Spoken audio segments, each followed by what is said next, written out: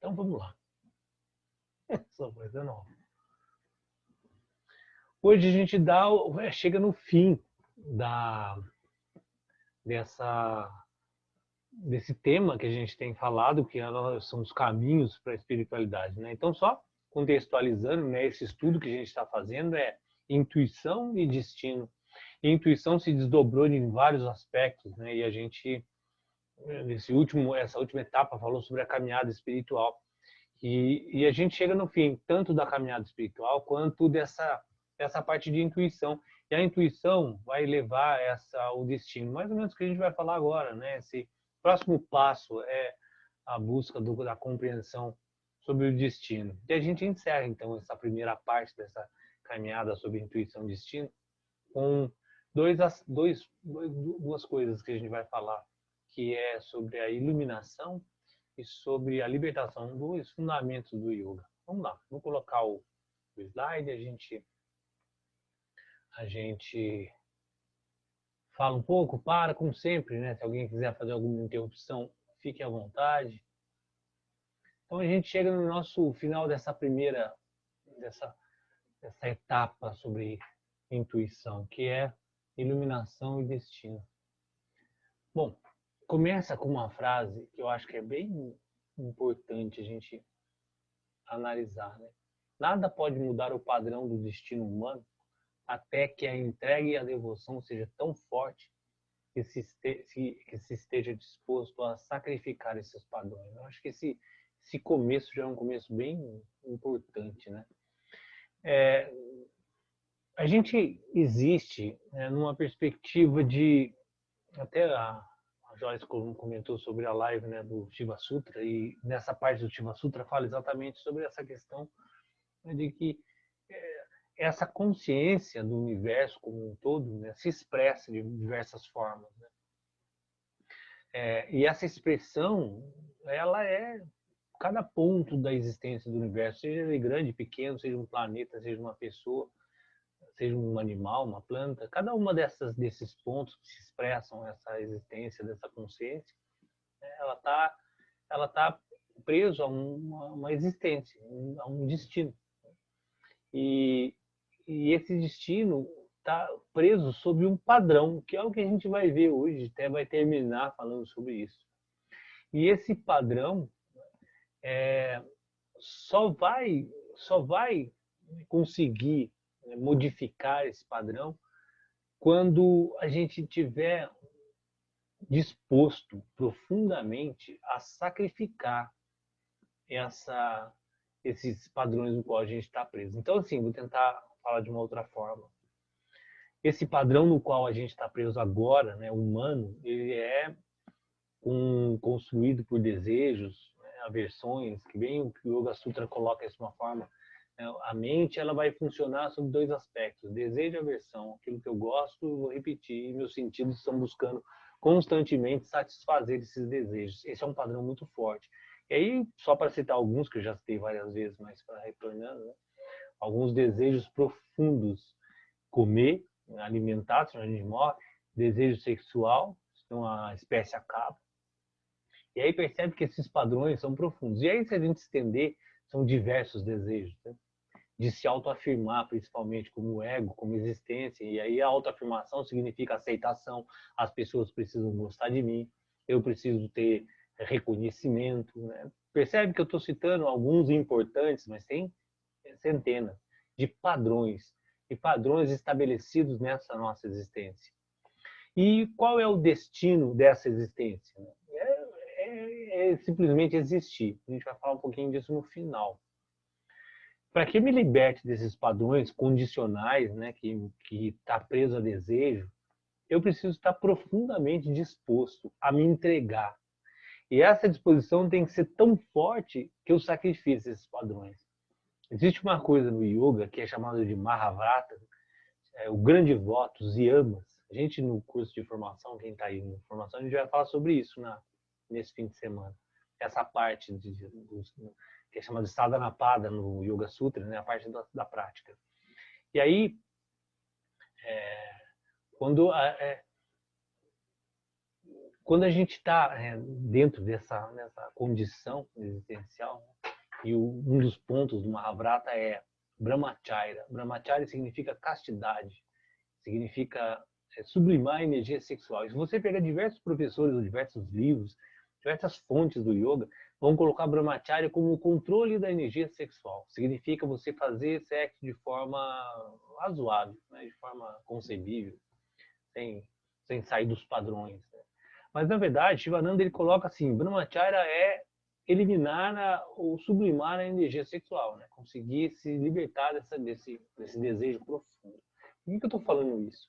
E quantas pessoas no mundo, e por que eu citei que várias colocações do yoga colocam isso como controle, porque é muito difícil a gente estar disposto, tem uma força tão grande e uma disposição de sacrificar esses padrões profundos da existência. Um deles é esse. Quem está disposto a sacrificar um padrão da utilização da energia sexual, do desejo sexual que é profundo? Ou de comida, né? Se a gente for para um aspecto mais simples. Quantas vezes a gente sacrifica o desejo por comida? A comida, o desejo é tão profundo, né, que praticamente nos guia na nossa vida. As famílias se reúnem em volta da mesa, os amigos se reúnem em volta de uma mesa. Tudo gira em torno de uma mesa de alimentação, de comida, de prazer. Quem está disposto a sacrificar isso? Eu não estou colocando isso como uma situação correta, boa, ruim, errada, certa, sem nenhum julgamento. Apenas uma análise. O quanto eu estou disposto a sacrificar os meus padrões que estão destinados à minha existência.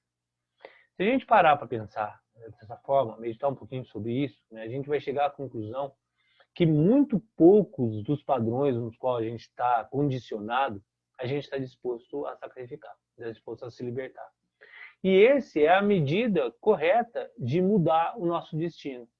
Então, a gente entra numa existência para cumprir um papel, é chamado de Dharma, de vários nomes, e esse papel ele vai ser contínuo nessa natureza. Né? É parte da natureza.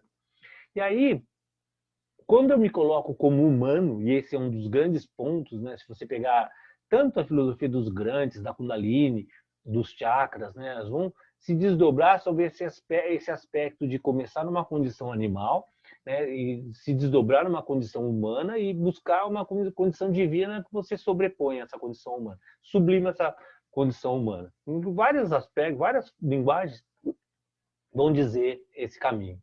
E esse caminho, quando é humano, e essa condição do humano ser divino, é exatamente a capacidade do ser humano, não ser mais humano. O que significa não ser mais humano? Eu conseguir sublimar as condições humanas, animais, e relacionamentos, apegos, que a gente comentou até no sábado, né? Esses apegos profundos que nos condicionam, esses desejos, tudo isso são padrões humanos onde eu posso me tornar divino, sublimar eles. Quem está disposto a sacrificar esses padrões e sublimar? Muito poucas pessoas. Por isso a gente está condicionado no nosso destino. Por isso a gente está condicionado na nossa existência. Quando a gente consegue, moksha, se libertar dessas condições, a gente alcança esse nível de santidade, esse nível que é colocado no yoga como transcender a própria existência. Enquanto não, está tudo certo. A gente está preso na nossa condição existencial condicionada. E esse nível de devoção, de entrega à natureza e de sublimação ao humano é uma busca muito complexa para ainda nesse ponto que a gente está da existência. Então, o que eu quero dizer, assim, esse primeiro ponto, essa primeira frase, né, ela já começa colocando uma grande verdade, né, exposta. Nós não estamos dispostos a sacrificar os nossos padrões de desejos existenciais para mudar o nosso padrão de destino humano. Então a gente tem que cumprir o nosso destino. E aí entra numa conversa de qual é esse destino, como eu cumpro isso de forma satisfatória e como eu me desvinculo dos sofrimentos que estão inerentes a esse destino impermanente, esse destino que nos coloca em vários aspectos de impermanência. A impermanência é um ponto fundamental do sofrimento humano, onde a gente está estabelecido como uma pseudo-eternidade, né, da alma. Eu falo pseudo porque se a gente acreditasse profundamente, a gente não estava aqui. A gente está aqui porque não acredita. E aí, isso é tão claro, né, que qualquer movimento de final da vida acontece o que está acontecendo, que é o princípio da pandemia, qualquer possibilidade de morte, o mundo todo se movimenta, o que é absolutamente natural, tá? Não estou colocando isso nada como errado, como é absolutamente natural. Essa ignorância, a avidia, esse princípio de ignorar a existência eterna como alma, é o fundamento da existência humana. E aí, quando eu me coloco nessa situação, né, de ignorar essa existência eterna, eu valorizo o máximo possível aquilo que me traz eternidade.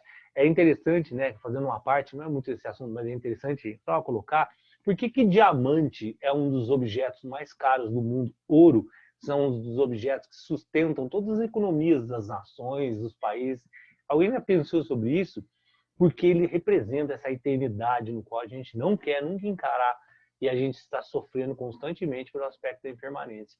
O diamante é um dos materiais mais sólidos e eternos do mundo, né? Que consegue transcender qualquer existência, e isso é muito valorizado pela cultura humana, né? O ouro, os objetos que são que não se desfazem, que não são, são eternos, esses são os que nos representam com com o maior valor possível. Então, basicamente, a gente está buscando isso, né? A gente está buscando ser eterno, a gente está buscando sair dessa condição impermanente de sofrimento. Mas, por outro lado, a gente é impermanente enquanto matéria, enquanto humano, enquanto existência que a gente está vivendo agora. Então, o que a gente tem que buscar? Né? Aí entra o aspecto budista. O que o budismo diz sobre isso tudo? Né? Ele diz o seguinte: esquece a existência de Deus, de transcender, de céu, de qualquer coisa. Procure se libertar do sofrimento no qual você está condicionado. E existe um aspecto mental que cria toda uma ilusão, toda uma interpretação do mundo, no qual, se você consegue estabelecer uma equanimidade nesse sistema mental, você consegue viver de forma melhor. Eliminar o sofrimento que está fundamentado na sua mente, aí a meditação é a ferramenta principal disso.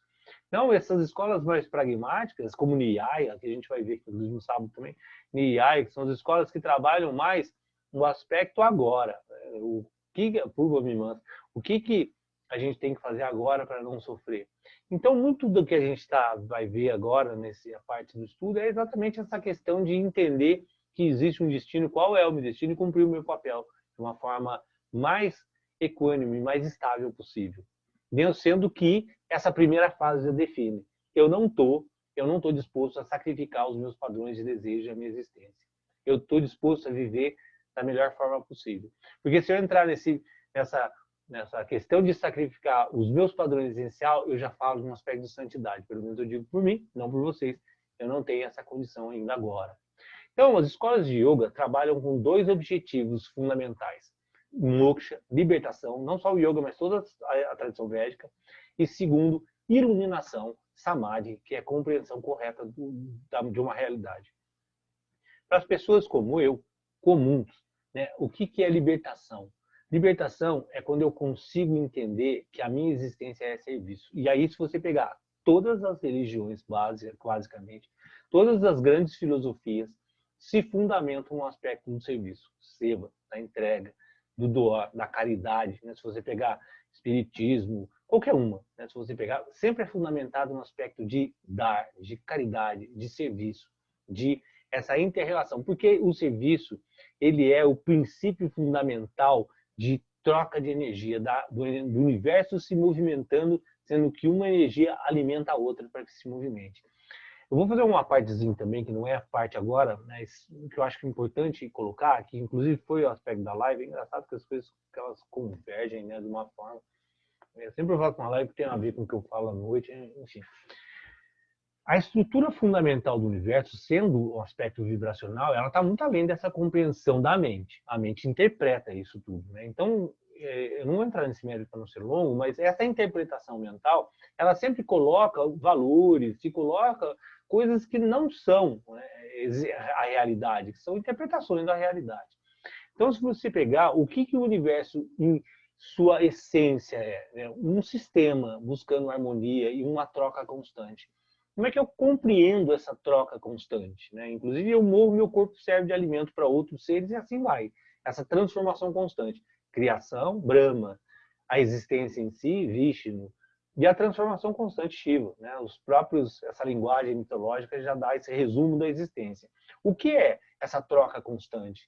Eu não consigo entender, ninguém consegue entender essa realidade constante de movimento do universo, que é a nossa essência existencial, sendo que eu estou preso uma percepção limitada, né? Mental e etc. Então, como é que eu entendo isso? Servindo, dando, caridade. Esse exercício da caridade, esse exercício da doação, é um exercício de treinamento para conceber uma realidade que está além disso. Mas isso é o que eu consigo entender.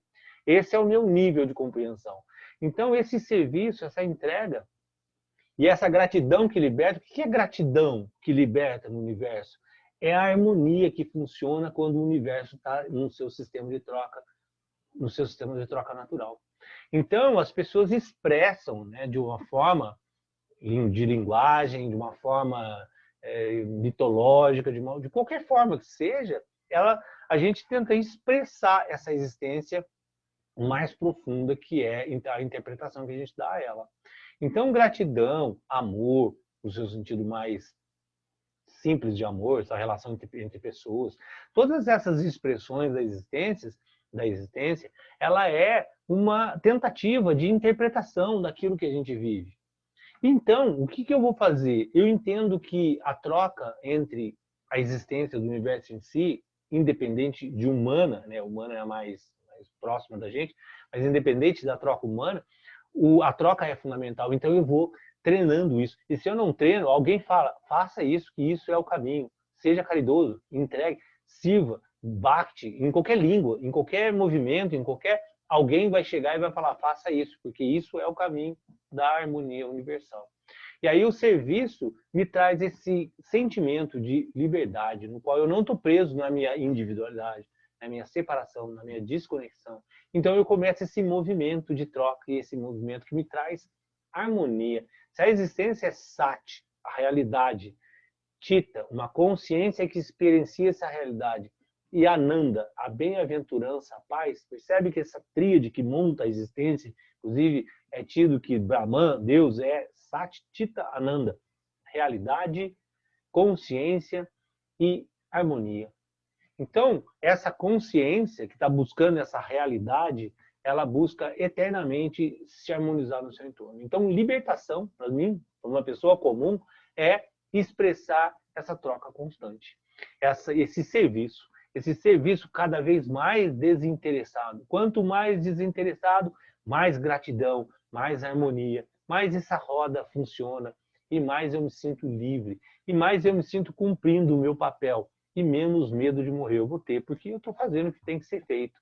E o medo da morte é uma das grandes distrações na nossa busca existencial. Enquanto eu estou preocupado, hoje até numa conversa, na hora do almoço, alguém estava falando sobre tratamento de pele, e aí falou uns nomes lá que eu não sei qual é, mas enfim. Mas uma frase que me marcou, nem era a intenção da conversa, mas só para ilustrar, uma frase que me marcou assim, o não deixar a pele envelhecer, né? Esse é um dos pontos que os tratamentos fazem de alguma forma, né? E tentar fazer com que a pele não envelheça. Percebe que gira, gira, gira, cai sempre em torno do medo da impermanência, né? Eu não quero envelhecer, eu não quero que minha pele envelheça, mas, enfim, né?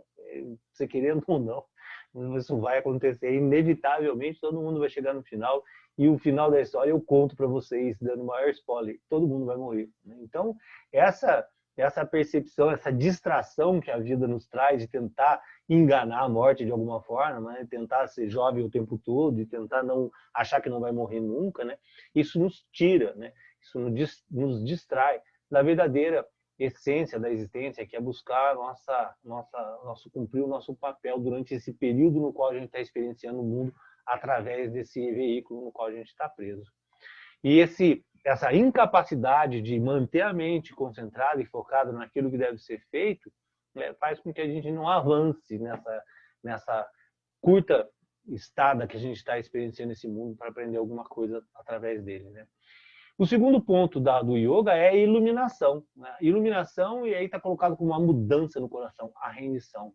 Se no primeiro eu tenho que entender que o serviço me liberta, que a entrega, que a doação me liberta, a entrega, a rendição me traz a iluminação. É o caminho quando eu encontro paz. O que é iluminação? Iluminação é quando eu entendo as coisas sem flutuação, sem viagem, quando eu entendo as coisas de forma objetiva, quando eu entendo as coisas como são. E aí isso é iluminação, né? Não é um ser iluminado. Tinha um amigo meu que falava assim, Gandhi, você acha que Gandhi é iluminado? Você acha que não sei quem é iluminado? Você acha que o Prem Baba é iluminado? A preocupação dele é descobrir quem era iluminado. Como se iluminado fosse uma condição mística, etérea, que o pessoal atinge, que só os grandes seres de luz conseguem ser. E aí luz e iluminação tem muito a ver. E aí passa a ser o ser iluminado. Iluminado é enxergar com clareza, é acender a luz do seu quarto. E aí, na medida que eu consigo entender as coisas como são, eu sou um ser iluminado. E aí eu não estou mais agindo por mim, eu consigo entender que eu sou parte da natureza. Qual é a grande compreensão de toda essa existência que nos tira o sofrimento? Eu sou parte da natureza e não sou eu que ajo, é a natureza que está agindo. Eu estou experienciando tudo isso através de um sistema da natureza. Se eu entrar numa flor, eu experiencio o mundo através da flor. E aí eu vou fazer tudo que a flor faz. Não sou eu que faço, é a flor. Não sou eu que faço o aspecto de um rio. Não é o rio não é o autor da correnteza e da água. Ele é a expressão da consciência através de um rio ou de uma flor. E aí eu sou uma expressão da natureza através de um ser humano. E aí eu expresso toda essa existência através desse corpo, dessa condição de entender a vida através de um corpo humano, tendo a condição para sair dele, né? Esse é o grande ponto humano dentro dessa visão, né? Pode ser que até outros seres sejam mais evoluídos que a gente não saiba, mas enfim, até onde se saiba. E aí, dentro dessa capacidade, né, divina, de compreender que a gente não é o dono dessa ação e sim parte dela, essa consciência pode começar a dominar as paixões. E isso foi um tema, alguém perguntou, se não me engano, foi o Cristiano, que falou exatamente sobre esse tema, né? A gente consegue entrar num estado de iluminação mesmo nessa existência, estando preso a tanta limitação, mais ou menos isso que ele colocou. Dentro dessa condição de humano, de observação dessa existência, a gente consegue começar a dominar esses princípios que nos trazem essa amarra nesse mundo manifesto de sofrimento. Quais são? Luxúria, no sentido de desejo, não só sexual, desejo em todos os seus sentidos. Eu não quero comer, eu quero comer uma comida sofisticada e caríssima. Eu vou no restaurante do Alex Atala e pago R$600 num prato porque eu quero a satisfação, a luxúria da comida, percebe? Eu não quero só simplesmente comer. Comer é para os fracos. E a luxúria é um desses grandes pontos onde nos enreda nessa loucura de desejos, né? Nessa vontade louca de satisfação a qualquer custo, né? E a luxúria é a amiga da raiva, porque na medida que eu não consigo ir no Alex Atala e só consigo comprar, sei lá, um sanduíche no bar da esquina que custa R$10, isso me dá uma raiva profunda, né? Por que eu não sou? Por que comigo? Por que eu? Por que eu não tenho R$600 para comer todos os dias? Enfim. E a raiva é a amiga íntima da ira. E tudo isso está gerando ganância. Eu quero comprar, eu quero ter, eu quero fazer, eu quero ser. E aí eu não sou, não consigo de alguma forma. O orgulho não me deixa admitir que eu não sou. E aí eu gero toda uma situação profunda de orgulho. Eu não quero admitir isso de jeito nenhum. E vai gerar várias ações muito loucas que estão relacionadas diretamente ao apego. Percebe que as 5 paixões, os 5 portões que nos levam para o inferno da existência são absolutamente interrelacionados um com o outro, né? Um alimenta o outro. E aí, constantemente, eu fico preso nessa roda. Mas, o que é bom? Eu consigo me iluminar e me libertar, que são os 2 objetivos fundamentais do yoga, sem precisar dominar as 5 paixões. Eu não preciso fazer tudo isso de uma vez. A vida ela vai estar constantemente mudando, eu vou estar constantemente aprendendo. E, de certa forma, como pessoa comum, né, que foi o começo desse princípio, eu não consigo me libertar dos meus padrões, eu não tenho força suficiente, então eu vou tentar mais ou menos dominar esses 5 portões, essas 5 paixões, e tentando despertar essa compreensão, né, de uma forma no qual eu estou aqui, entendendo a minha condição. O princípio fundamental dessa conversa nossa, né, que é chamado de autoconhecimento, é exatamente perceber as minhas limitações e trabalhar com elas da melhor forma possível. Então, antes de eu entrar no próximo, né, que a gente entra no conflito entre coração e cabeça, Vou fazer uma pequena interrupção se alguém quer fazer alguma pergunta, alguma colocação. Por favor, fiquem à vontade.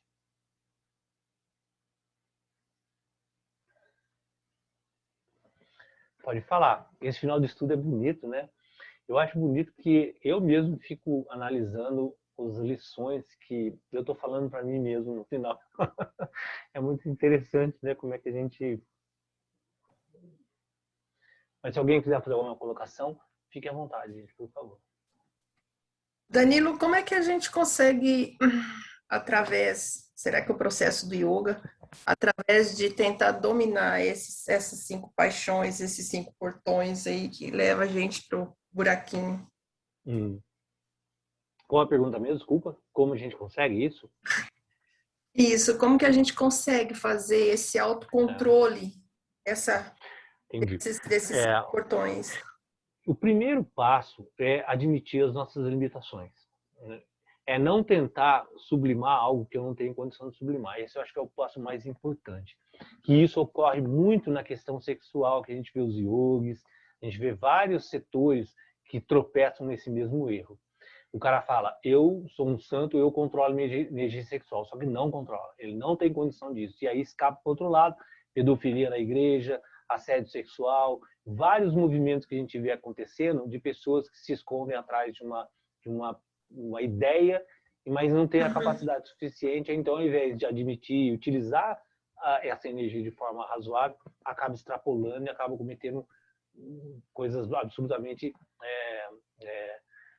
desarmônicas.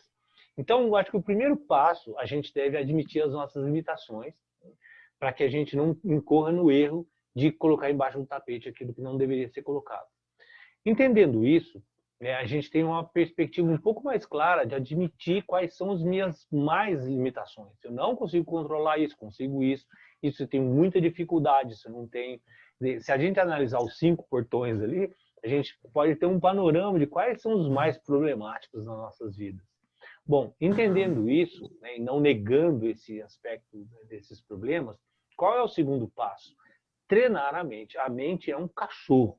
A mente ela tem que ser adestrada. A gente vai ver muito isso no nosso andar lá as nossas conversas sobre conquistando a mente. Conquistar a mente significa basicamente conhecer e treinar, conhecer e treinar. E o treinamento ele é feito basicamente no aspecto de repetição.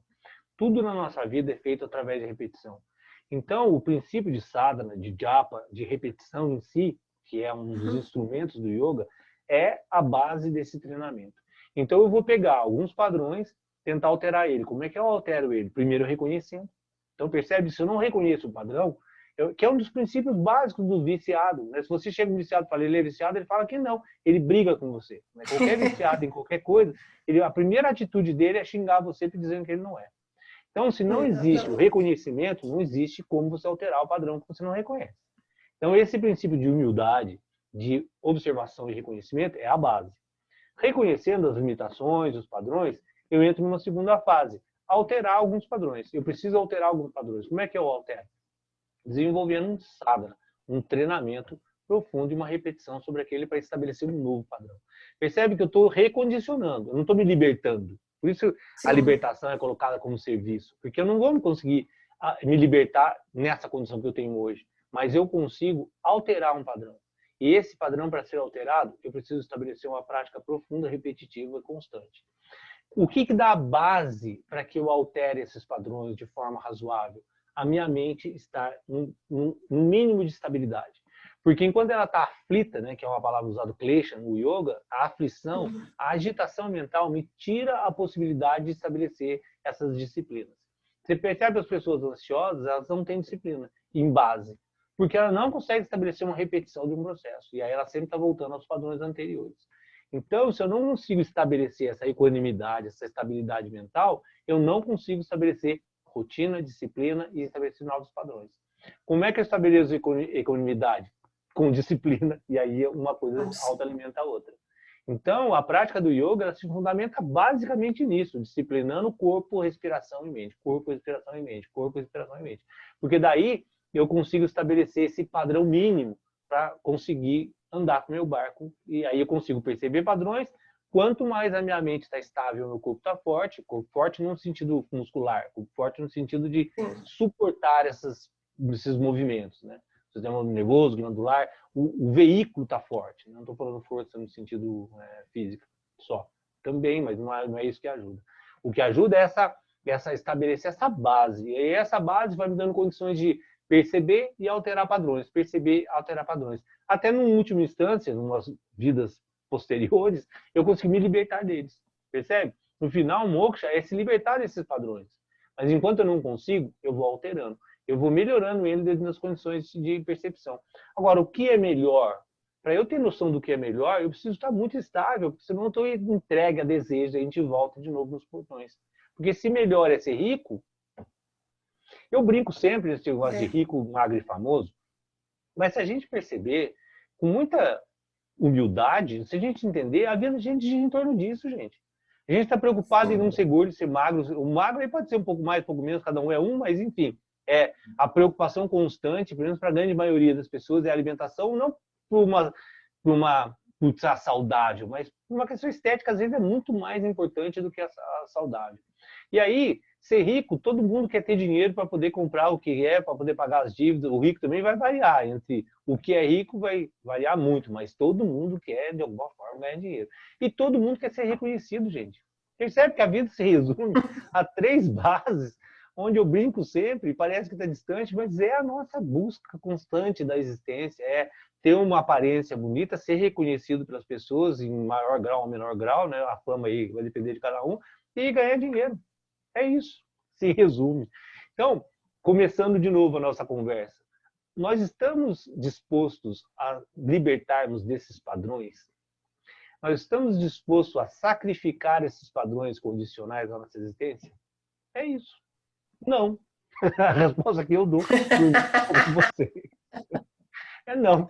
Então, se eu não estou disposto a isso, o que eu posso fazer? Eu posso tentar treinar o melhor possível dentro daqueles 5 portões lá. Treinar a minha mente, ir me desvinculando aos poucos, se compreendendo, desvinculando, adotando novos padrões, novos hábitos. E aí, aos pouquinhos, eu vou caminhando para um lugar mais feliz do que simplesmente estar entregue como um animal. Mas você sabe, Danilo, que eu tive uma situação lá no emprego que imediatamente eu lembrei do pranayama. Que bom. Tem aquela uma vontade respiração já muda tudo. Né? Vontade de explodir. Calma, calma, centraliza. Vamos pensar no pranayama. Uma respiração. E realmente, a ferramenta muito importante, sabe? Muito, muito. Nossa, gente, deixa eu seguir, porque eu embalo aqui. Hoje eu tenho que terminar isso tudo. Eu prometi para mim mesmo que ia conseguir. Eu nem fiz muita coisa para não me perder. Vamos lá. Então, a gente entra agora num ponto que é o conflito entre cabeça e coração. Né? E aí está muito ligado à primeira frase, né? O quanto eu estou disposto a mudar. E aí a cabeça fala uma coisa, o coração fala outra.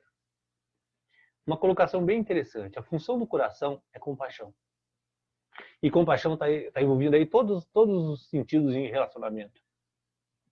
Eu preciso ter compaixão comigo mesmo, né? Com as pessoas que estão próximas, com as pessoas que não estão próximas.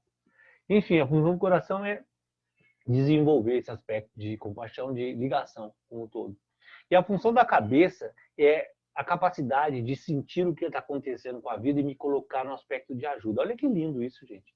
A função da cabeça não é fazer o cálculo de quanto eu tenho na minha conta, quanto eu vou ter amanhã, mas sim de como eu posso ajudar esse sistema a funcionar de forma mais harmônica.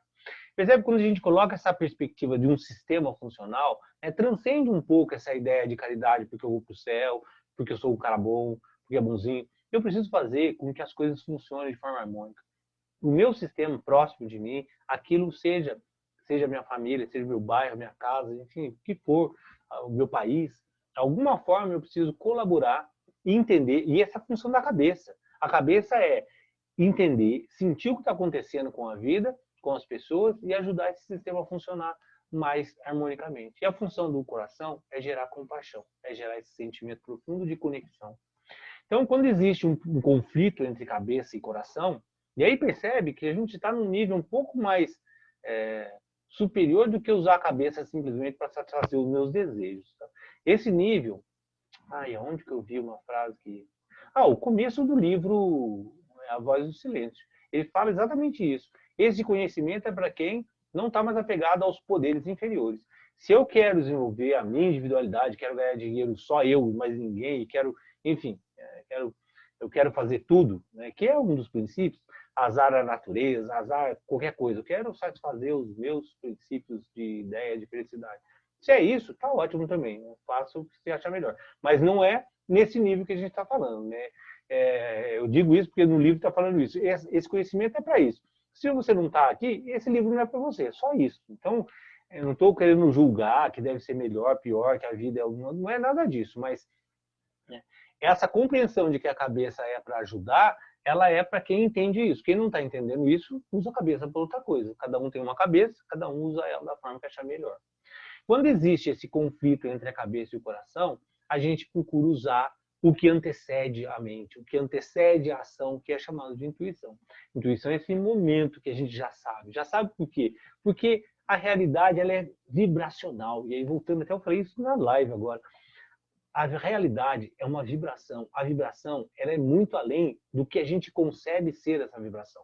O que eu acho que a forma como eu interpreto essa vibração é só um aspecto mental, mas ela já é em si. Quando eu recebo uma informação, eu já recebi a verdade. Eu já recebi aquilo que é de mais puro. Só que eu interpretei. Quando eu interpretei, já mudou aquela realidade. Então, antes de eu interpretar, existe aquela fração que é chamada de intuição. Essa compreensão de uma realidade que não é mais interpretativa. E isso que nos guia quando a gente busca esse intermédio entre cabeça, compaixão e coração. Cabeça, o que eu devo fazer, e coração, a compaixão. Então, quando nós começamos a nos curvar à compaixão, é o princípio mais fácil, porque a compaixão já nos leva a uma conexão, a um princípio de doação, a um princípio de harmonia naturalmente. Então percebe quando o Dalai Lama insiste no discurso dele a vida inteira, compaixão, compaixão, compaixão. O que você precisa fazer? Compaixão, compaixão, compaixão. Duas palavras que a gente vai ouvir muito em todas as estruturas, né? Disciplina e compaixão, disciplina e compaixão. Porque a disciplina que eu falei agora, treina a mente, a compaixão nos conecta. Então, se eu acho, vai pelo caminho da caridade, doação e compaixão. Esse caminho vai te ensinar. Esse caminho é a mesma coisa que falar para o cachorro, fica aqui que você vai se dar bem. Não vai para a rua que você vai se dar mal. Ah, mas por quê? Não adianta explicar o que é rua, o que é mal, né? O que é se dar mal. Como eles vão falar isso para o cachorro? Fica aí. Né? E aí prende ele da coleira, às vezes, que é melhor. Então percebe que existem atitudes que é muito mais fácil para a gente entender no nosso nível de compreensão do que tentar entender a subjetividade do mundo. Então, entre entender a subjetividade e me dar mal, compaixão, disciplina, são as coisas mais fáceis. Caridade, são os aspectos mais fáceis de aprendizado na nossa existência. Então, quando a cabeça que quer pensar e quer achar um monte de coisas e quer conceber e acredita naquilo que concebe, esse é o pior, né? Quando o Sadhguru fala, o pior é acreditar no pensamento, não pensar. Quando a gente pensa e acredita, aí a cabeça distorce toda a nossa existência. Quando a gente começa a curvar a cabeça para o coração, a gente começa a caminhar para uma consciência mais elevada, que é a consciência de conexão, de compaixão, né? De serviço, de entrega. E na medida que essa intuição, que é esse intermédio entre um e o outro vai se aprofundando, a gente vai tendo uma compreensão da realidade verdadeira, a realidade mais profunda, que transcende essas viagens, percebe? Realidade é aquilo que não é mentira, só. Né? Krishnamurti fala isso.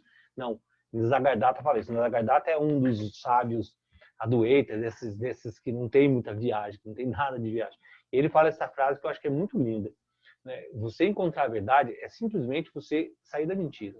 Não é espetáculo, não é o místico, não é a coisa maravilhosa da realidade do mundo. É você se libertar da ilusão. E a intuição, ela se aprofunda justamente para a compreensão dessa realidade. Quanto mais compreender a realidade objetiva, mais estável se torna a vida. Menos viagem, menos bobagem vai passar pela cabeça. E aí, a gente tem duas coisas que se colocam juntas. Com base no karma, isso foi uma colocação até que o Wesley fez, né? A gente nasce em um tempo, um lugar específico, isso é karma. O karma vai nos conduzindo a reações, a ações, reações, ações, reações. Todas as ações passadas, os meus antepassados, genéticos, etc., me trouxeram até aqui. Eu sou o resultado de várias ações passadas. Né? Independente de qualquer crença, independente de reencarnação, o meu tataravô lá atrás, ele fez algo, foi fazendo, casou e me deu hoje o que eu sou. Eu sou esse resultado kármico. E isso determina o meu fado, aquilo que é. Eu sou isso. E pronto, acabou. Não tem como eu falar, mas eu queria ser... Não é. Ah, eu queria ser passarinho, eu queria voar, eu queria ser 3 metros de altura. Nada disso vai mudar aquilo que tem que ser. Esse é o fado da minha existência. E isso que me trouxe até aqui tem que cumprir um papel que é chamado de destino. Enquanto eu estou preso naquilo que tem que ser e eu quero ser outra coisa, né, e isso está muito ligado ao aspecto mental, ao aspecto egóico, né, isso vai fazer com que eu sofra. E quanto mais eu pegar isso que eu sou, que é determinado pelo karma, e encaixar naquilo que isso deve ser feito, que é destino, mais feliz eu vou ser.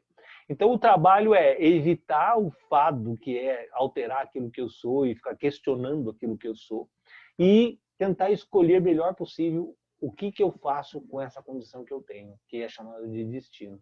E na medida que eu vou me entregando, e isso é muito Bhakti, entrega, renúncia, lá do começo da conversa, que é um aprendizado da vida, como eu não consigo me libertar dos meus padrões, a vida vai me ensinando paulatinamente a me libertar deles. Essa é a nossa caminhada existencial.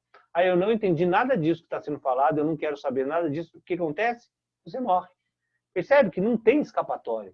De uma forma ou de outra você vai entender a impermanência, os papéis, as funções, e que tudo começa e termina em um ciclo constante que é chamado de samsara, uma roda constante de existência. Entendeu isso? Entendeu? Não entendeu? Vai morrer do mesmo jeito, vai se transformar do mesmo jeito, e tudo vai acontecer como tem que acontecer, porque o universo, ele não é a minha constituição mental do que eu acho que ele deve ser. Ele simplesmente é. E aí eu me entregar a essa existência, eu vou me conectando ao meu destino, à minha função, ao meu papel. E aí eu vou sendo cada vez mais feliz, cada vez mais contente.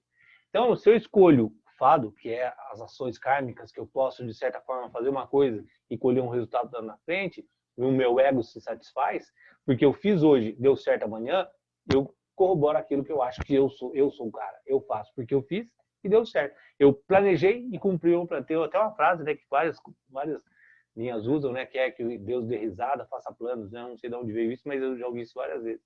E é exatamente isso. Eu fiz, deu certo, eu alimento meu ego, e aí eu escolho viver no fado, né, naquilo que tem que ser. E aí eu sofro. E aí eu quero me libertar. Para onde eu vou? Para o lado onde a natureza faz de uma forma tranquila. A natureza faz. E aí eu vou me libertando desse condicionamento que me faz sofrer egóico. Então eu vou tentando agir dentro do que a gente chama de destino, entrando no fluxo do universo e atuando de forma estável, tranquila, em paz. E aí então a vida é essa luta entre razão, coração, o que eu acho e aquilo que eu sinto. E o resultado vai aprofundando na intuição, o que é. Então são 3 coisas que tem aqui. Razão, o que eu acho. Coração, o que eu sinto. Intuição, o que é. Percebe? Que nos conduz à realidade. Por isso a gente está falando de intuição, destino. Porque no final, quando eu descubro o que é, eu me encaixo no meu destino. Porque o meu destino é cumprir o meu papel. E aí está aí, né? O grande trabalho é alcançar a capacidade de reconhecer o melhor caminho. Qual é o melhor caminho? Reconhecer o destino e entregar a ele. Alcançar a iluminação, capacidade de compreender claramente. E é compreendendo, eu me entrego. Não compreendendo, eu não me entrego. O quanto eu estou disposto a sacrificar os meus padrões? Eu acho que essa é a pergunta que a gente pode fazer a vida inteira.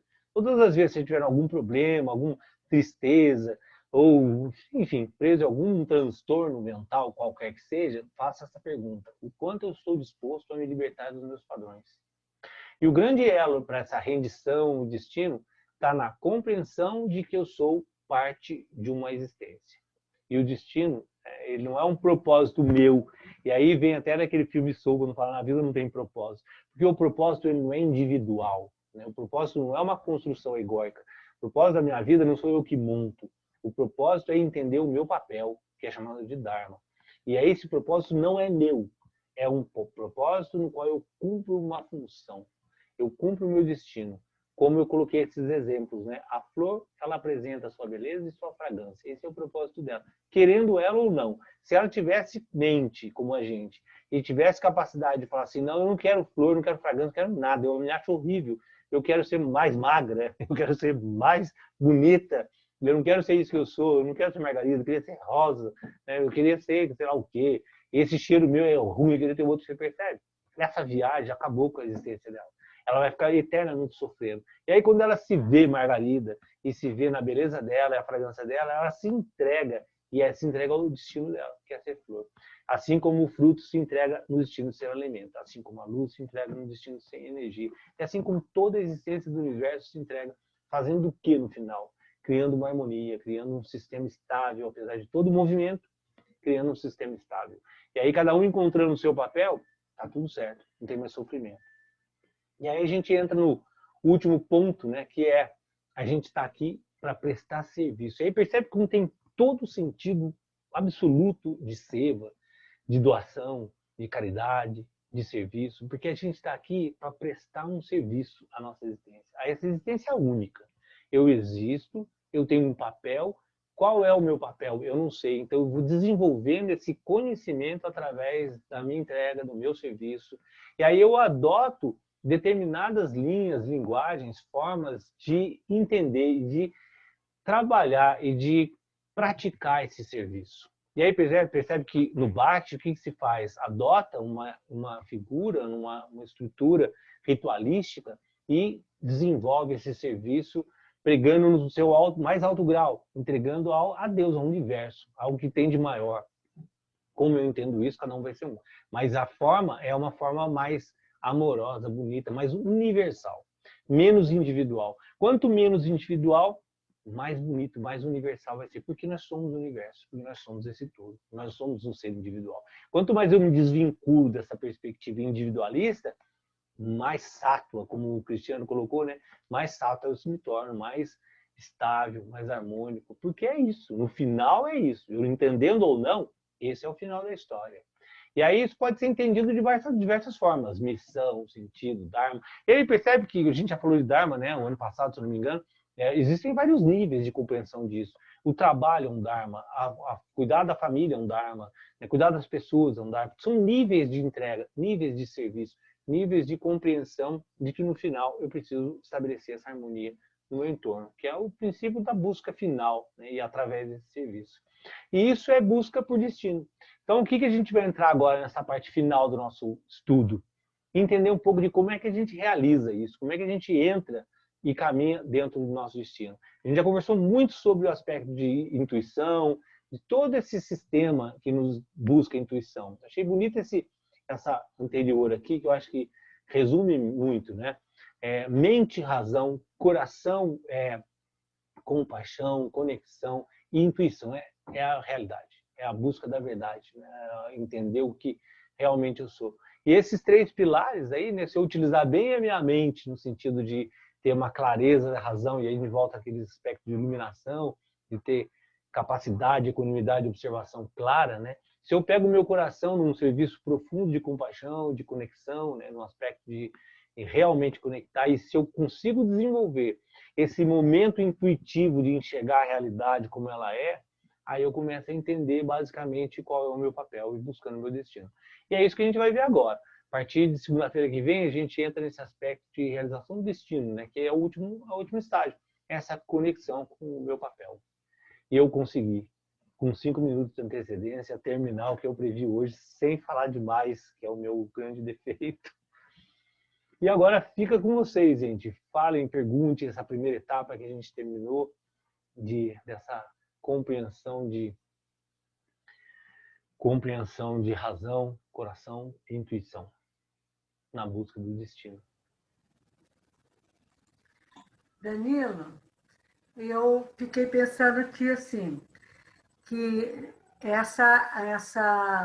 tudo isso passa pela sua disponibilidade, pela sua disposição de querer adquirir conhecimento, primeiro de tudo, né? De querer se libertar dos padrões. O conhecimento é depois. Isso. E daí eu fiquei pensando num daqueles diários do Yogananda que eu costumo colocar aí. Num dia aí ele estava falando sobre que a sabedoria ela não vem de fora para dentro. Não, ela vem de fora para dentro e ela vai acontecer na medida em que você tem a intensidade de aprender. Né? É mais ou menos isso. sim, sim, entendi. Né? Então, eu acho que é um caminho árduo. É um caminho árduo nosso, né? Claro que eu acho que nós estamos aqui querendo aprender e não estamos aqui à toa, aqui, né? Segunda-feira, toda semana, querendo aprender, mas a gente precisa introjetar efetivamente isso, né? Mas eu acho que essa pergunta do começo desse estudo de hoje, eu acho que ela é muito importante. O que realmente eu quero sacrificar dos meus padrões? Eu acho que essa é uma pergunta que a gente tem que fazer sozinho, fechado no quarto, sem ninguém, para ninguém perceber que a gente está mentindo para a gente mesmo. E a gente fechar e fazer essa pergunta várias vezes. Aonde eu quero chegar realmente? O que eu quero sacrificar? Porque é muito bonito falar amado, vida, linda, gratidão, universo, conexão, tudo isso é lindo. Mas realmente, o que eu quero? Aonde eu quero chegar? A Elise ia fazer uma pergunta, ela foi ali na frente, pode fazer, Elise. Eu vi que você estava já na ponta da pergunta. Elisa. Não, o que aconteceu foi o seguinte, você falou de razão, coração e intuição. E me veio à mente o seguinte, a gente passa muito tempo preso à razão, tentando achar lógica para as coisas. O que não faz lógica para a gente, fala assim, isso não pode ser. Aconteceu um milagre. Será que foi mesmo? Não tem uma lógica disso. Só que a nossa lógica, a razão é muito limitada. Né? Porque a gente não tem conhecimento de muitas coisas, então é muito limitada. Tentar colocar tudo Sempre dentro é de lógica. interpretativo, é. Exatamente. Exato, e daí quando você colocou a questão da intuição, fez muito sentido. Porque sim, antes da interpretação, a intuição, né? Somos vibração e tal, isso aí sim fez sentido para mim. E eu, óbvio, né? A gente vê sempre do nosso ponto de vista. Eu sempre tentei encaixar tudo dentro de uma lógica. Não, isso aqui não faz lógica, isso aqui. Quando eu comecei a conhecer o espiritismo e tudo, mas isso aqui faz sentido? Não faz sentido? Faz natural, lógica? É natural, mas né? você percebe que lá numa parte que a gente falou sobre intuição, tinha um termo que era intuição mental. Que na hora que você perdeu essa intuição pura, né, que antecede, aí começa-se a gerar uma intuição mental. O que é intuição mental? É aquilo que a gente já começa a calcular o que é melhor ou pior. Que não está errado, é parte do sistema. Que é o que você falou, você entra numa religião, você começa a analisar ela. Só que você já perdeu a compreensão pura daquilo. E aí começa uma estrutura mental, que não é errado. Mas para que essa estrutura mental, pelo menos, ela funcione de forma razoável, a sua mente tem que estar um mínimo estável, porque senão a viagem é muito grande. Né? E aí vai naquela perspectiva de alimentação. Eu alimento a minha mente com um monte de porcaria, em todos os sentidos, eu não tenho como pensar além de porcaria. Percebe? Eu não tenho como ligar um monte de pensamentos que eu tenho dentro e concluir algo que não seja ruim, sendo que eu só tenho coisa ruim. Então, o princípio de limpeza, né, de salcha, de manter tudo estável, é fundamental. É fundamental. E respondendo um pouco o que a Joyce falou, não tem outro caminho a não ser uma alçada, uma prática constante, uma busca constante de limpeza, estabilidade, sabe? Mesmo que isso soe, não sei onde eu vi isso, gente, que é muito lindo, mesmo que isso soe no final, num texto do yoga, mesmo que isso soe como mentira, a repetição vai fazer com que seja verdade. Essa é uma máxima que é usada de forma ruim. Você coloca uma mentira, insiste nela, ela vira verdade. Isso é uma máxima que deve ser usada do lado bom. Estabelece um padrão novo, bom, e repete ele, repete ele, repete ele. Você pode não estar acreditando nisso, mas lá na frente vai se tornar uma verdade para você. Isso é um princípio que eu tenho falado muito na questão da prática. Você faz a prática com vontade ou não, você sai melhor dela. Estabelece isso. No princípio é uma mentira. Você fala assim, não estou afim de fazer mesmo. Por mais que você fale, eu não acredito nisso. Mas faz. Não acredito, mas é fácil de qualquer... Não acreditando mesmo. E a repetição vai estabelecer uma nova realidade, um novo padrão.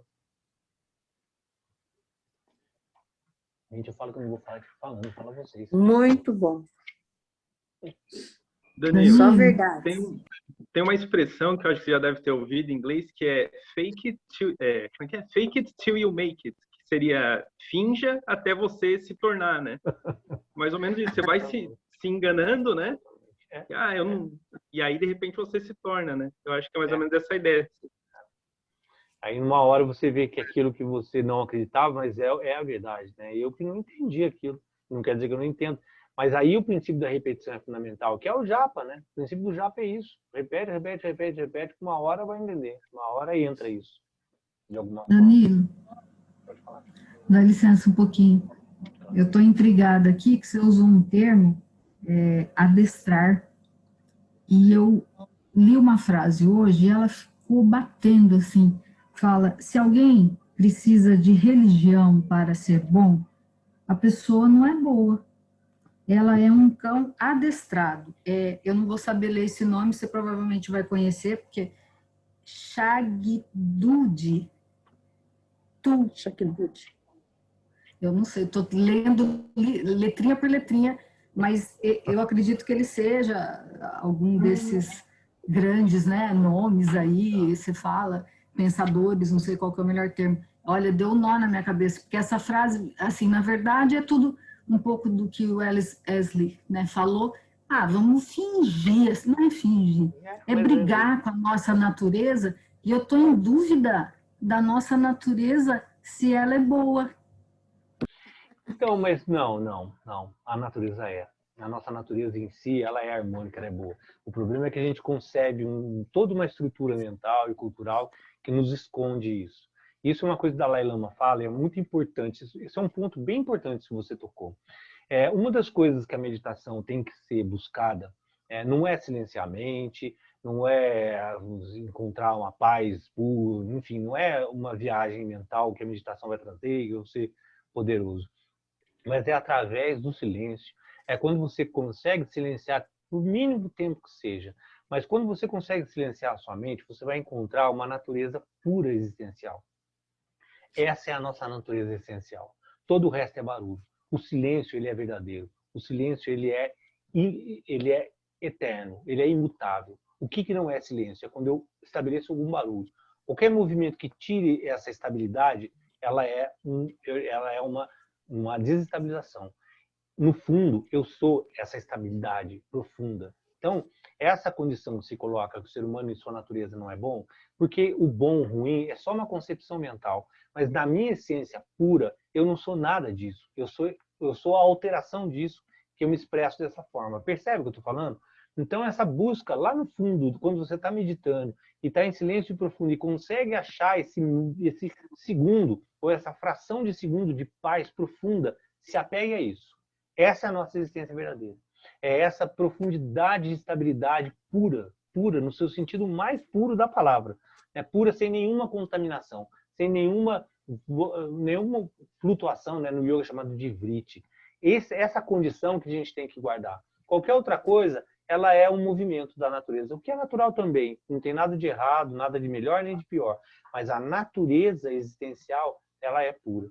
Então, a gente não tem que se entregar ao movimento, mas sim buscando ao silêncio. Esse é o princípio fundamental dessa estabilidade, esse ananda, dessa paz profunda. O que é paz? Todas essas palavras que eu estou usando são interpretações para essa busca profunda de que eu sou, na minha essência mais profunda, puro completamente. Nós não somos seres, qualquer ser, qualquer existência no universo. Esse é o princípio da consciência mais profunda. Qualquer ser na existência, ele é puro em si.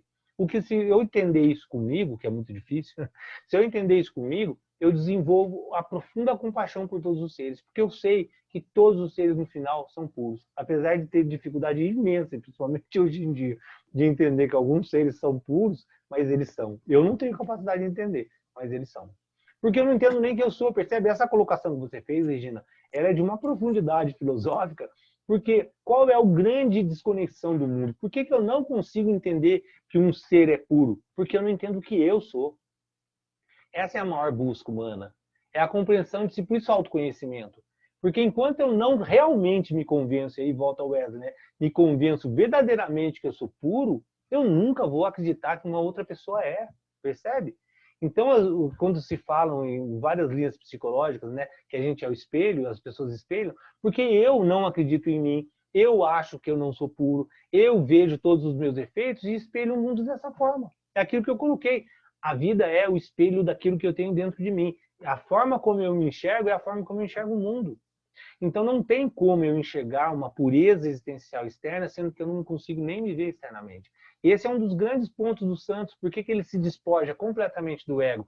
Ele vê as pessoas com uma equanimidade e consegue algum perdão de uma forma elevada. Porque ele se auto-perdoou e ele viu que a essência existencial é pura. E aí tudo é puro. Percebe? Quando o Yogi Bhajan fala, se não vê Deus em tudo, não vê Deus em nada, é exatamente essa expressão. Se eu não consigo enxergar tudo com pureza, eu não vou jamais conseguir. Então, o princípio nós estamos buscando lapidar essa existência, né? E por isso a vida, resumindo o que o Yogi Sri Atma fala sempre, né? A vida é purificação. Purificação é limpar esses condicionamentos, esses padrões, um a um, devagar, com calma, sem pressa, sem julgamento, mas é limpeza, limpeza. A vida no final é purificação. Na hora que eu estiver puro, tudo é puro. O mundo se torna puro. Porque a minha visão é pura, percebe?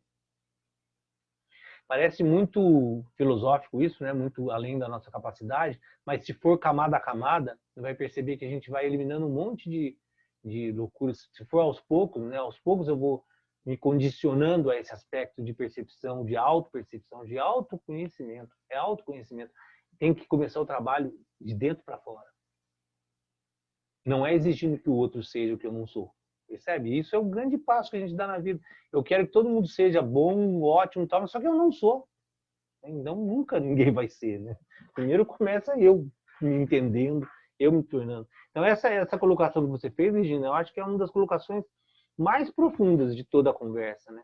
Enquanto, e eu falo isso por mim, tá? Enquanto eu não estabeleço essa condição de realmente entender a minha situação de pureza e a minha imagem e semelhança de Deus, usando essa conversa de religião, eu jamais vou compreender os outros.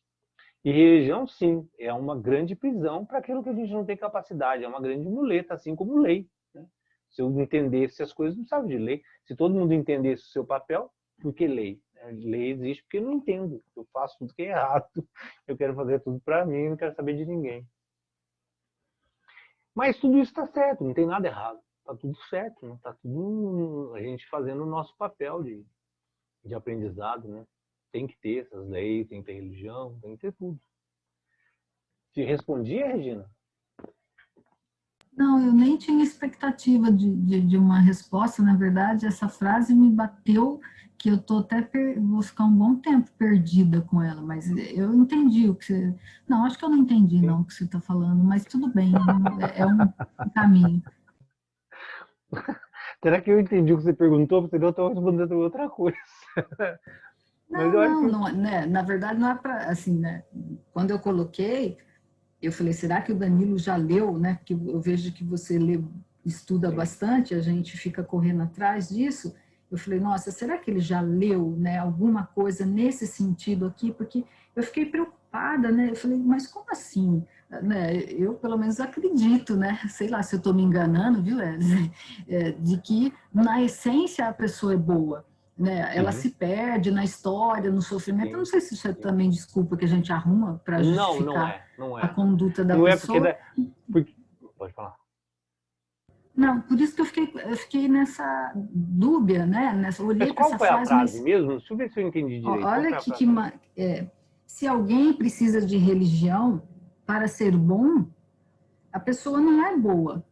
Ela é um cão adestrado. Então, na verdade, ela fica num subterfúgio do que ela é.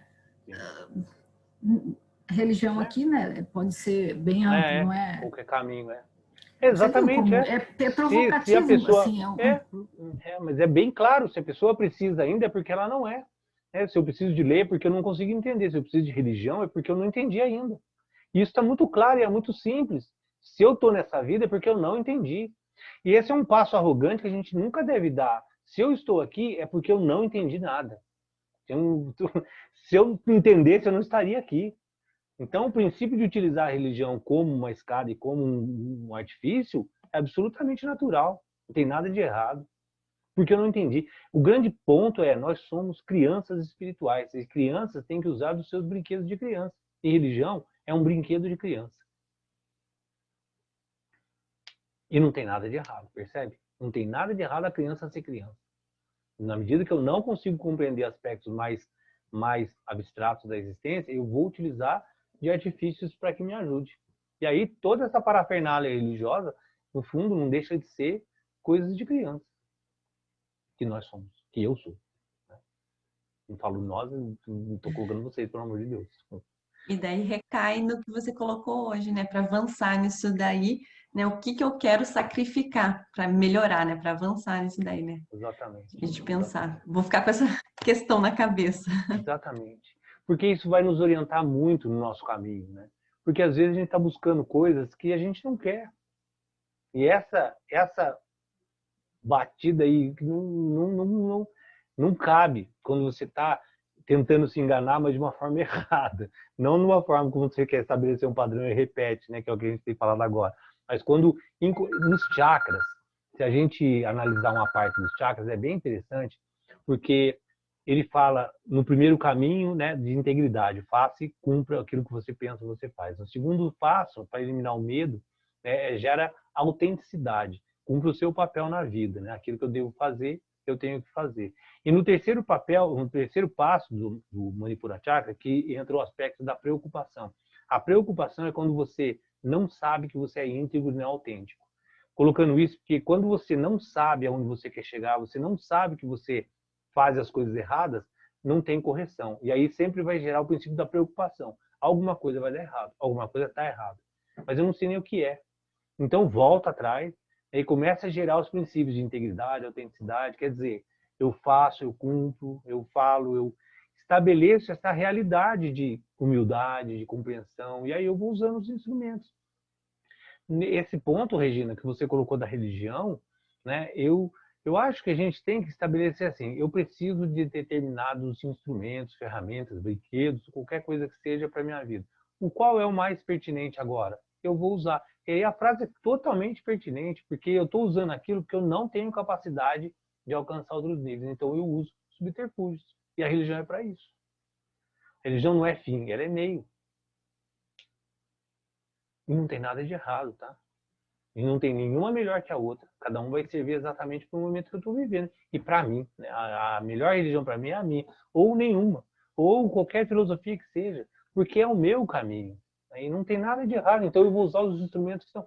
E é interessante que se você analisar dentro do aspecto de religião, que religião tem muito preconceito envolvido, mas pegando um termo religião mesmo, você tem religião teísta, religião ateísta, religião tem gosto para todos os gostos, para todos os caminhos, que constrói Deus com barba, Deus sem barba, Deus com chapéu, sem chapéu, ele é tudo, ele é nada, ele é, enfim, ele é azul, todas as perspectivas você tem em várias linhas filosóficas que vão desenvolver. Por que isso? Porque cada um entende de uma forma, cada um está precisando de um brinquedo diferente do outro. Se eu não precisasse de nada disso, como eu não tenho a capacidade de completa pureza, eu preciso disso. Esse eu acho que é o final da frase, né? Porque se você fosse realmente bom, você não precisaria. Tanto que todos os criadores de religião não são das religiões deles, né? Cristo não era cristão, Buda não era budista, nenhum deles era o que nós somos, né? Danilo, eu vejo dois paralelos aí com esses aspectos, que assim o fato de não ser bom e para isso você ser treinado, né, ou adestrado, com qualquer outro conjunto de habilidade que a gente tem na vida, né? Por exemplo, tem gente que joga futebol muito bem e outros vão ter que treinar a vida inteira para poder jogar daquela forma, né? Exatamente. As pessoas nascem com ouvido absoluto e tocam maravilhosamente bem, e outras vão ter que aprender a tocar um instrumento o resto da vida, por exemplo. E treinar muito. Isso. E no o outro aspecto do objetivo, só para completar, naquele sentido de que às vezes você não se realiza numa coisa porque não é aquilo que você quer, né? Então, o caso clássico do filho que segue a profissão do pai, né? Mas quer fazer outra coisa, né? Então, também você precisa ter essa consciência, né? Então, consigo, em geral, quando você fala disso, consigo montar esses dois paralelos, assim, que fica mais claro para mim. E percebe que a vida é esse modelo, né? Independente do caminho que você siga, o modelo é sempre o mesmo.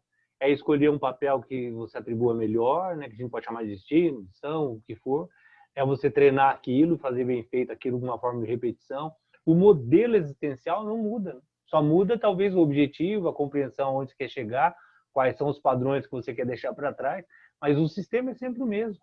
E aí, como você colocou, né, o cara quer seguir o papel do pai dele, aí se dá mal, porque aquele não é o destino dele, não é o propósito da vida dele, não é o que ele quer. As condições que a existência dá são as mesmas para a gente aprender por diversos caminhos diferentes. mas no final, o que todo mundo busca? Que é aquela historinha comum, né? Que o cara tá pescando, aí chega o outro pescando, ele fala assim, eu tá fazendo, eu tô me divertindo. Aí o outro deu uma volta, comprou empresa, fez não sei o quê, vendeu, ficou milionário para chegar e pescar, e o outro simplesmente nasceu e tá pescando lá. Essa historinha é muito comum, né? E no final, o que todo mundo quer no final, gente? Todo mundo quer ficar em paz, quer ter um lugar, todo mundo quer ficar em ananda, em harmonia, em paz. Só que, como eu chego nessa paz, aí os caminhos são muito diversos. Mas no final, todo mundo quer a mesma coisa.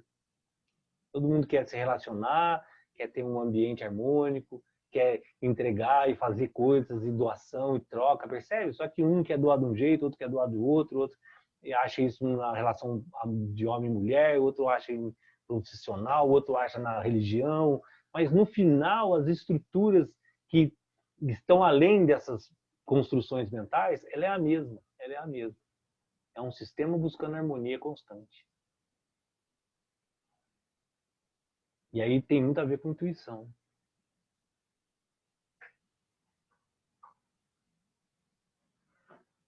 E se você pegar o Wesley, que é da ciência, né, se você analisar, tudo é sempre um sistema buscando harmonia. Não tem muita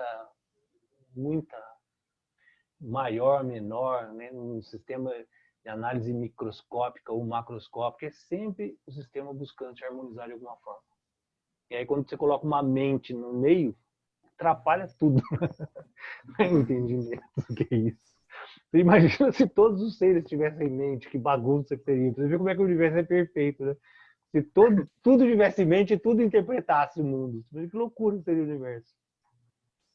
Mas se a gente está aqui para buscar uma harmonia com o universo, harmonizar a nossa vida, certamente a gente também tem que buscar essa harmonia com o Criador desse universo, né?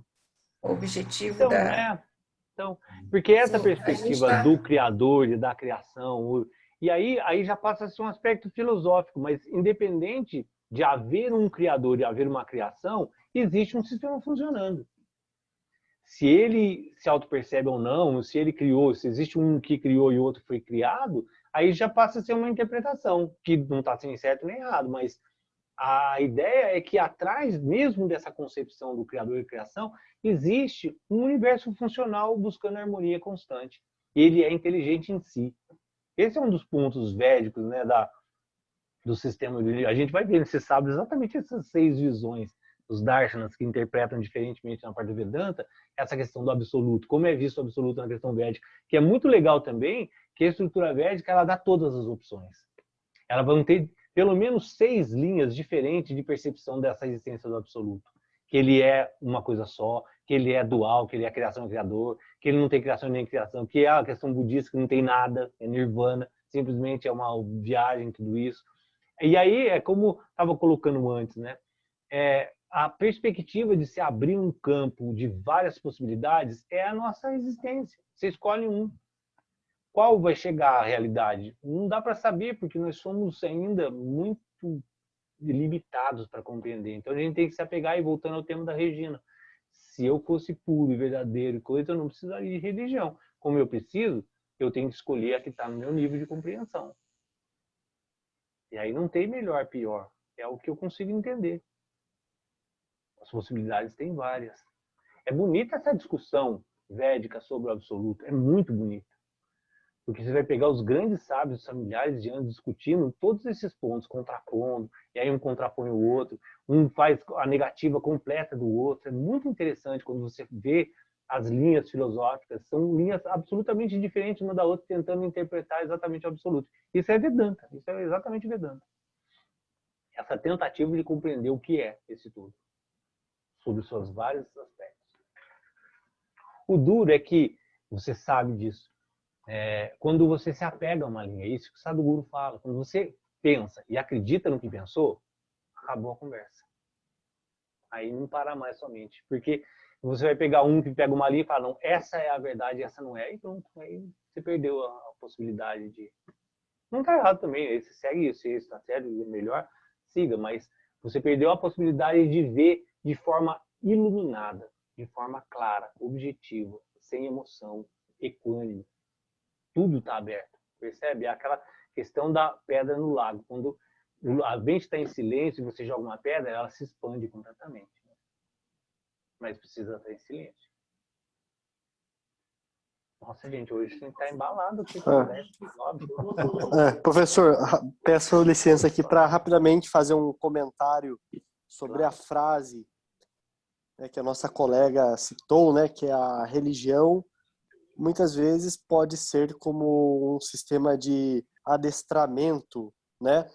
E isso ocorre porque muitas vezes a pessoa ela adquire um programa de comportamento, mas esse programa não cria uma mudança tão profunda a ponto de ela agir não simplesmente por moralidade, mas por uma religiosidade profunda, uma espiritualidade profunda, como, por exemplo, uma atitude de amor incondicional, né? Então, uma pessoa que teve uma experiência religiosa profunda de conversão, né, no melhor sentido dessa palavra, não a conversão a determinada denominação de fé, mas a conversão interior mesmo, a mudança de um interior egoísta, individualista, para um interior altruísta, que ama incondicionalmente. Aí ela rompeu a fronteira, né, da doutrinação, né, do adestramento, para a verdadeira mudança, né, para a verdadeira evolução que a religião, a espiritualidade, ela quer causar, né, nas pessoas, né? E no final você está falando que está muito correlacionado à experiência em si, né? Que não adianta só entender, repetir, praticar, vai ter que ter uma experiência sobre isso, né? E a experiência é que muda, né? Exatamente. Porque eu presto bastante atenção em mim, que graças a Deus, a existência, enfim, eu já consigo agir motivado por sentimento de amor. Mas eu lembro de épocas que eu não tinha isso. Que ou agia por obrigação moral. E não por um amor que me derrete o coração e traz muito prazer. O amor, para mim, é uma das formas de Ananda, né? Mas enfim, tenho pouquinho só, mas já tenho. E é isso que eu vi, uma mudança assim que eu acho que é isso que é a espiritualidade. É esse condicionamento novo, esses novos padrões, é isso, né? É treinar isso, treina aí no final. Me identificar com isso, né? Com esse padrão que vai além. Aí você colocou, é muito bonito, porque essa experiência, né, que a gente vai buscando, e na medida que você tem uma fração da experiência, se apega a ela, né? E aí você entende, é isso. Né? Eu vou buscar sempre isso, porque esse é o caminho muito legal, né? Esse ponto do amor. Então, gratidão pelo espaço aí. Imagina. Ele falou aí no final para deixar a gente emocionada, isso não vale. Né? Porque a gente está ouvindo tanta coisa válida para a vida da gente que a gente às vezes não percebe. Danilo falando, Cris Cori falando, todo mundo falando. Aí chega ele e fala isso no final ainda, né? Que ele descobriu que ele tem um amor. O que é isso, gente? Que bom que foi tão bem-vinda aí essas Como diz colocações. a Cori, não fala para ela que vai virar a crônica no fim da noite. Vai virar a crônica da madrugada. Gente, é isso. Acho que a gente passou. Hoje tá embalado. Todo mundo tá animado. Pode continuar, não? Mas semana que vem a gente continua com a nossa conversa agora, buscando o nosso destino. Que é uma conversa mais prática, talvez. Gente, alguém quer falar mais alguma coisa? Colocar mais alguma coisa? Fique à vontade. A Jaime, que é o primeiro dia dela, não é todo dia assim, não, pelo amor de Deus, senão ela entrou. Às 8h30, são quase 9 horas, a gente não para aqui, meu Deus. Não, eu tô quietinha aqui só escutando e já fiz bastante anotação aqui para mim. Dar uma lida depois novamente. Muito bom, muito obrigada. Imagina, obrigado a vocês. Se alguém quiser colocar alguma coisa, fique à vontade. Senão, a Muito gente obrigada. começou mais uma semana. Muito obrigada. Boa semana aí a todos. Obrigada. Obrigada. Boa noite. Gente, boa Obrigada. noite para Boa vocês. Boa semana. semana. Boa noite, Boa boa Boa semana. semana. Boa Muito semana, obrigado. Tchau, tchau. Obrigado. Tchau, tchau. Boa noite. Tchau, gente.